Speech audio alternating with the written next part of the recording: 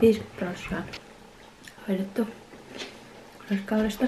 Ei sovi unohtaa horoskooppikirjaa. Mun täytyy just lähteä keskustaan päin. Mä menen kynsihuoltoon. Mulla on siis viimeksi ollut joskus syyskuussa kynnet. Joskus long time ago. Otan sinne kynsihuoltoon tämmösen. Niin en hengitä sitä kynsipölyä. Tää blokkaa hajuukin ihan sika hyvin. Niin tunkasen tämmösen.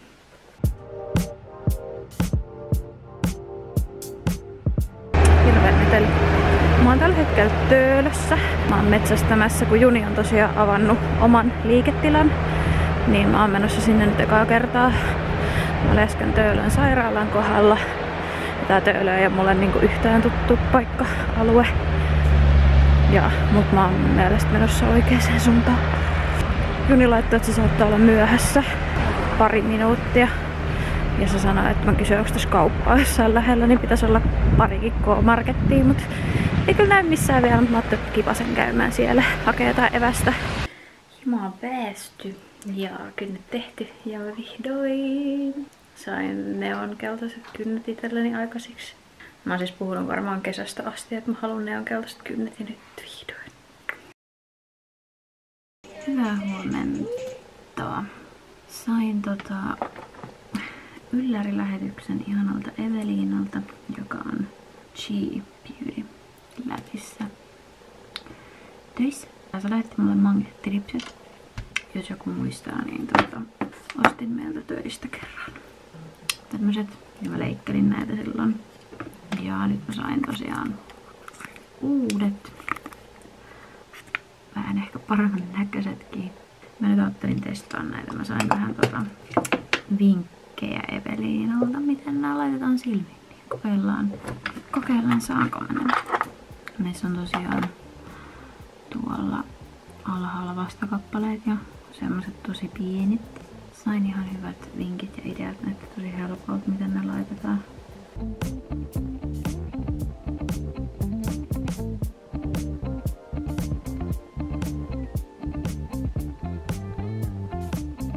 Kato, mä sain. Yksi pikkupala piti laittaa tonne sisänurkkaan. Joo, almost. Mutta tää oli ihan hyvä. Tää oli ihan hyvä ensi yrittämällä.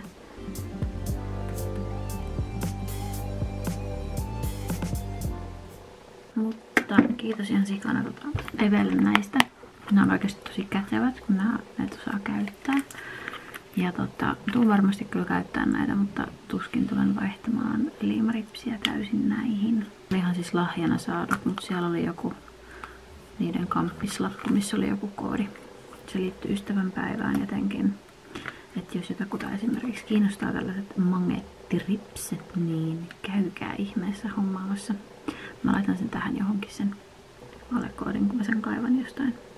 Ne on ollut tosi suosittuja siis nämä magneettiripset, että suosittelen kyllä ehdottomasti. Ne meidänkin töistä, mitä mä hommasin, niin ne myytiin tosi nopeasti loppuun ja niitä kehuttiin kyllä. Eli jotkut on ihan super into näihin.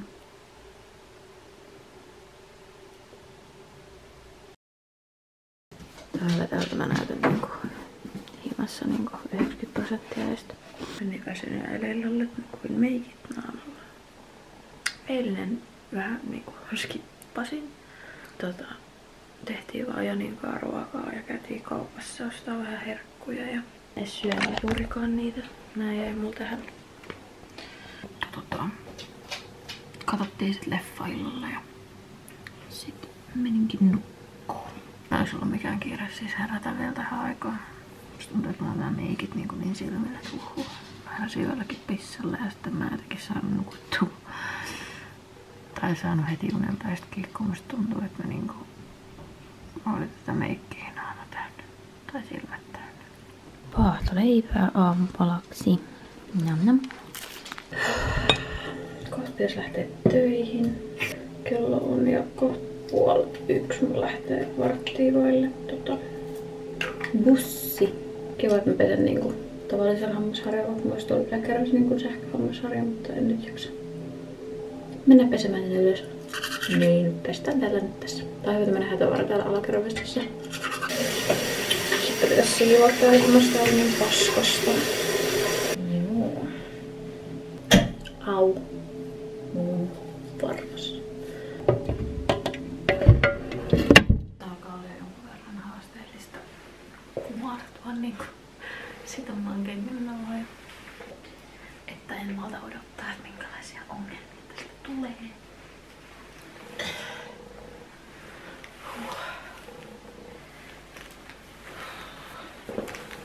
Tämmönen kuuma.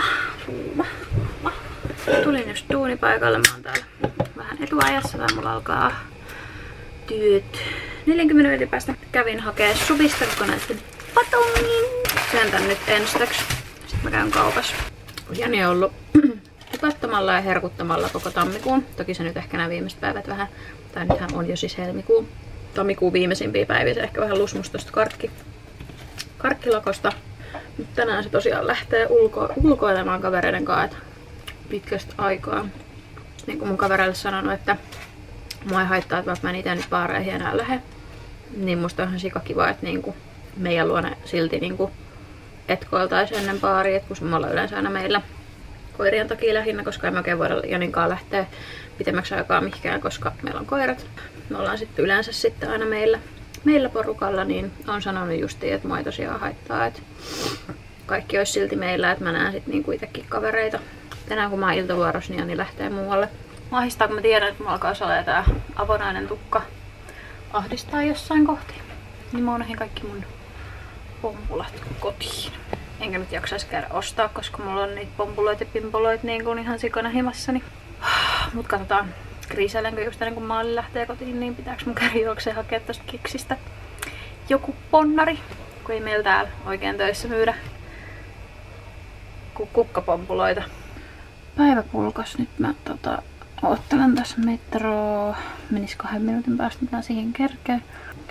Jotenkin aivan loppu. Pitää hakea jotain vanukasta ja kaikkea kotiin. Limyy. No limua ei varmaan tarvi. Siellä pitäisi olla vanukasta ja leipää ja sitten jotain leivän päälle ja tommosta settiä. Mä laitoin just pizzan mulle uuniin. Mä ajattelin, että mä nyt pidän tämmösen herkkupäivän, pizzapäivän, kun Jani on ulkoilemassa, niin kattelen tossa vähän hömppäohjelmia. Ja menen sit koisimaan. Tunnelmaväläistyksen.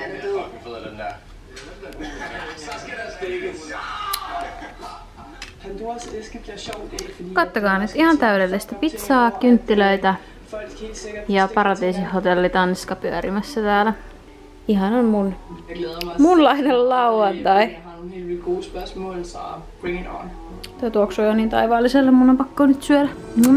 Kello on nyt niin kuin 11:15. Tulin just koirien kanssa pihalta ja mä pesasin mun naaman ja menen sänkyyn. Hyvää yötä. Hyvää huomenta. Kello on joku, tai onkin 7:45. Mulla olisi kello vasta vartin päästä. Mut mä en ole varmaan siis nukkunut silmäystäkään tossa 5:30 jälkeen. Jotenkin niinku ei vaan alitajuisesti pysty nukkumaan, kun Jani on niinku ulkona tai kun tiedostaa, että se on jossain muualla. Tai jos on töissä yössä, niin sitten ei mitään ongelmaa, mutta jos on jossain niinku muualla jonoon, niin sitten jotenkin aina alitajuisesti aina herää, että onko se tullut kotiin.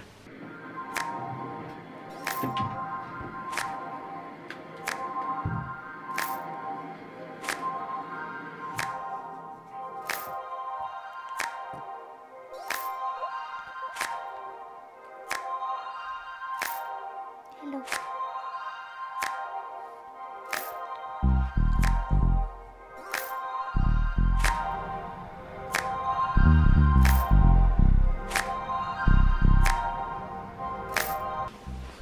Janin tipaton ja herkuton kuukausi päättyy. Eilen vedin perseet ja tänään vedän ähky. Tässä menee seuraava tunti, valita elokuva. Onks jäänyt? Vähän. Nyt mennään. Jännittääks sua? Ei. Miksi ei?